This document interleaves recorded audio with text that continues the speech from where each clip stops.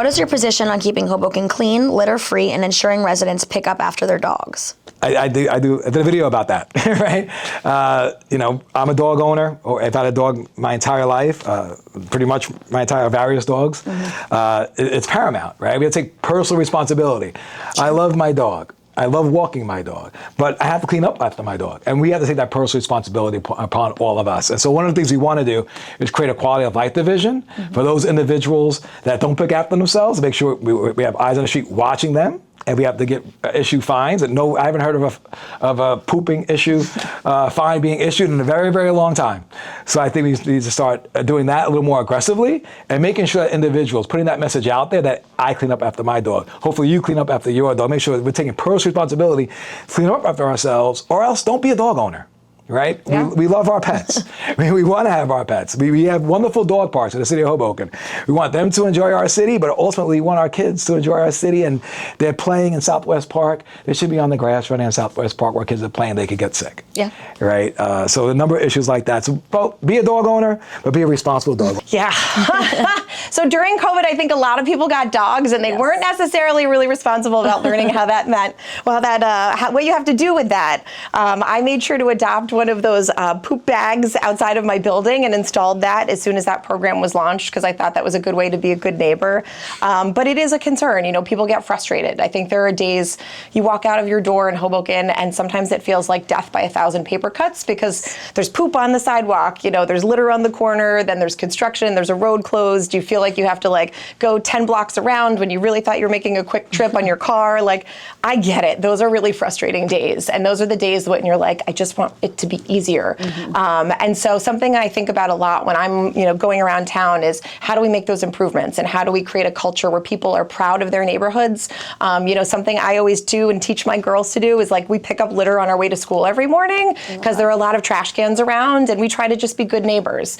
Installing the poop bag dispensers, that was an easy way to try and be a good neighbor. But I do think the city also has a responsibility, ensuring that our sanitation staff are out, they're covering all of the streets, no matter if you're in the west side of Hoboken or if you're on the main street in Washington. It's working with our business alliance. They've done a great job investing in sanitation resources, but I think we have to up our game a little bit too. If you ever go to Europe in the early mornings, they often have those little portable power washers that actually make your sidewalks extra clean. I really want to see us invest in that. That's something I would love to do and move forward with if I have the opportunity to make those decisions as mayor. I think that just adds a lot, and it's taking pride in your main street especially, to welcome, whether it's visitors, whether it's residents out shopping locally. Those are important ways to show that you care about your community. So those are some of the things I would change. Amazing. Oh my gosh. I mean, what is my position? My position is yes, yes to all of that.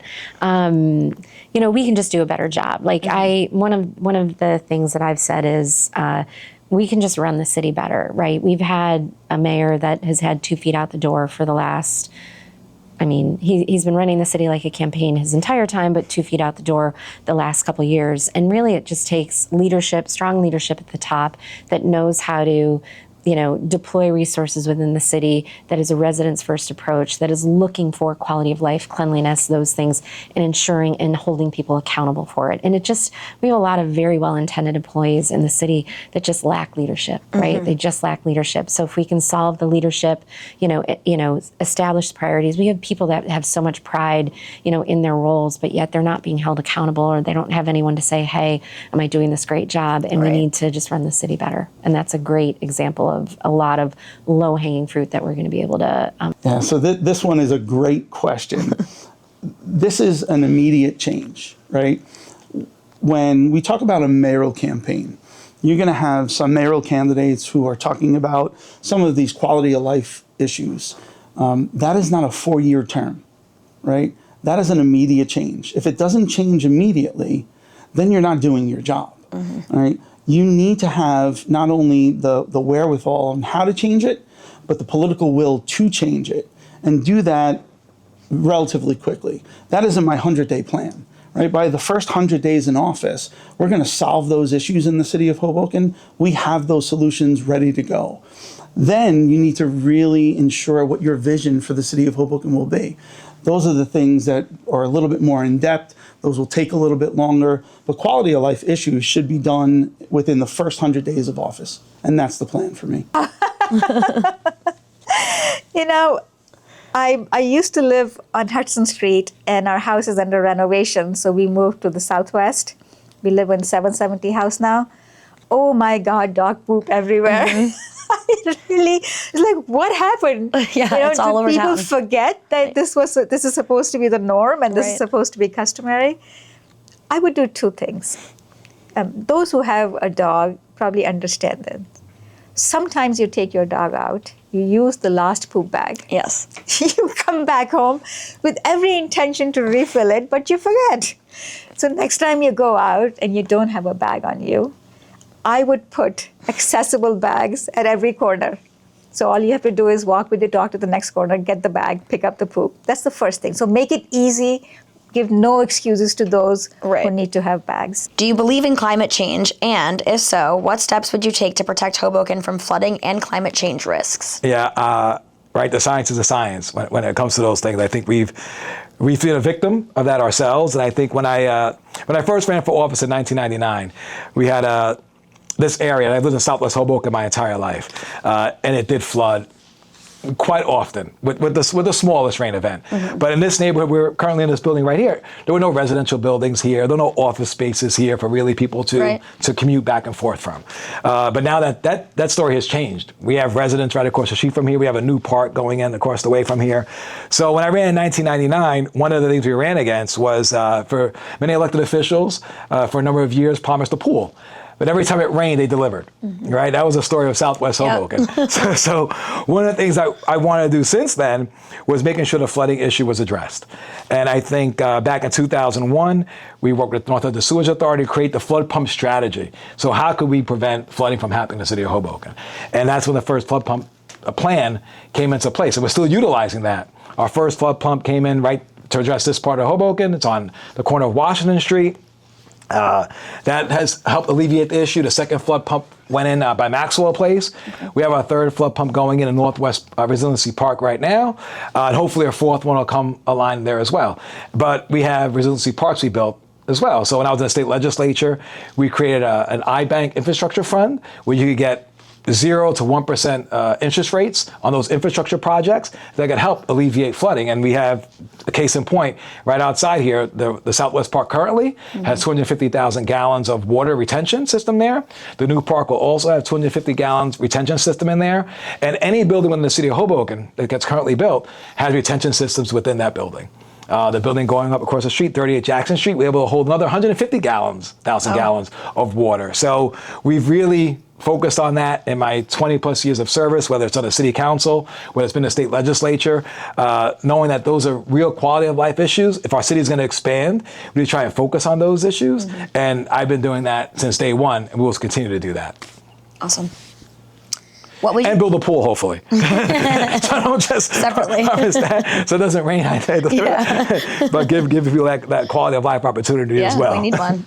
Yep. Sure, climate change is very real. I believe in science. Good to hear. Yes. And I think Hoboken is feeling the impacts of that, right? I was here for Superstorm Sandy. I lived at 9th and Madison at the time, which is kind of your like bathtub of Hoboken, honestly. And we were trapped for 3 days. We could not get out of our building. It was scary. Yeah. And so, going through that experience, I always have that in my mind when we're talking about how do you protect Hoboken from climate change, because that was a great example of the conditions that came together. It was a perfect storm. And so in response to that, Mayor Zimmer had the original vision to pursue the Rebuild by Design federal grant money. It was $300 million that's being invested to ensure that, God forbid, if we ever go through another Superstorm Sandy, we actually have the ability to put up storm walls that should prevent on the north end and the south end that flooding that then created the conditions of a bathtub at the back of town. That project is really important to ensure that it's seen through in terms of all of its construction. It's going on right now. It's very disruptive. It's frustrating. Construction is never fun. But it's in the spirit of ensuring that, God forbid, if we're ever in that situation again, we have the tools to protect our city. Right. On a regular basis, I will say we're also seeing that show up in terms of the severity of rain events. And so what's been positive to see, again, having lived on that corner, it used to be there could be just a rainstorm, 1.5 inches of rain, and there would be a really big puddling effect there that would last for potentially days at a time. Over the years, Hoboken has done done a number of infrastructure changes to install resiliency infrastructure. So the Northwest Park has a giant 500 million gallon tank under it, and it actually captures rainwater out of the system so that it doesn't end up on your streets. And we've installed additional flood pumps. So what happens now is we're still getting those rainstorms, and frankly, they're getting more severe. So you're not just talking about 1.5 inches of rain. Now we're getting sometimes 3-4 inches of rain in a short period of time. And you can't change that because that's coming from above. But we can change how we handle it once it's here. And so what's happening now is with those flood pumps, with the resiliency infrastructure, we're actually pulling it out of the system really much more quickly than I've ever seen. And I think that's an amazing look of progress to be able to know that that intersection clears out actually relatively quickly now because of those changes. So I think Hoboken is taking the right steps. I think we're a national model in that way, and I think other communities are feeling these impacts. There was a storm only a few weeks ago, and I saw pictures of some of the communities down on the Jersey Shore that were totally flooded because of what was just sort of your regular rainstorm. It wasn't even a hurricane. So I think Hoboken's taking the right steps to make sure we're ready. The answer is 100%. I believe in climate change. And I have been part of the, Mayor Zimmer kind of was at the forefront initially of all of our responses to flooding and climate change. And the project is the big Rebuild by Design project. And I've actually been on that project since even before I was on the city council. We have someone on my slate who's was intricately involved with Mayor Zimmer at the time when we were awarded $230 million. You know, that project is such a comprehensive project. Not only is it this barrier system for future superstorms, but embedded in the overall project is the upgrading and adding additional pumps. It's improving our drainage systems. It's expanding our flooding related infrastructure in all of our parks, and just making the city more resilient. Mayor Zimmer started it.